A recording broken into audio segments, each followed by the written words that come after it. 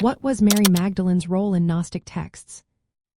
Imagine a figure who stands at the heart of ancient spiritual secrets, holding keys to hidden knowledge about Jesus and the divine. That figure is Mary Magdalene, especially in Gnostic writings. Unlike the stories most people know from the Bible, Gnostic texts paint her as much more than a follower. They see her as a leader, a teacher, and someone with special insight into Jesus's true message. These texts suggest she was his closest disciple, often receiving secret teachings directly from him through visions and spiritual experiences.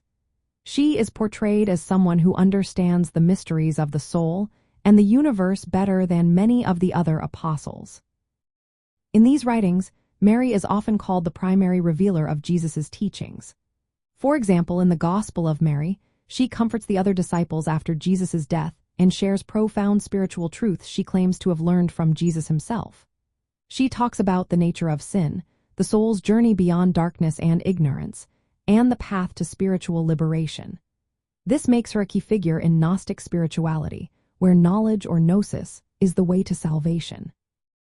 Gnostic texts also highlight her close relationship with Jesus, sometimes describing her as his spiritual companion or partner. The Gospel of Philip hints that Jesus loved her more than the others, and some interpret this as a sign of a deeper, possibly romantic, bond. This special connection made her stand out among the disciples and sometimes caused tension, especially with Peter, who represented the more traditional authority. Another interesting aspect is how these texts see her as a symbol of transformation. In the Gospel of Thomas, Jesus says that Mary must make herself male to enter the kingdom of heaven. This phrase is not about gender but about transcending physical limitations and becoming a spiritual being. It shows her as an example of the Gnostic idea that true enlightenment involves shedding the physical and embracing the spiritual. Because she was often the first to witness the resurrection and to receive Jesus's post-resurrection teachings, Mary is called the apostle to the apostles. Her role challenges the male-dominated leadership of early Christianity, suggesting that women could hold spiritual authority and lead others.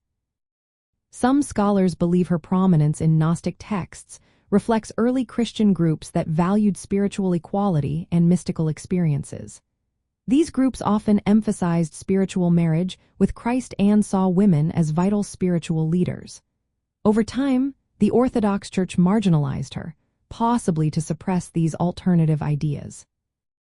In the world of secret societies and hidden histories, Mary Magdalene's role in Gnostic texts fuels many theories.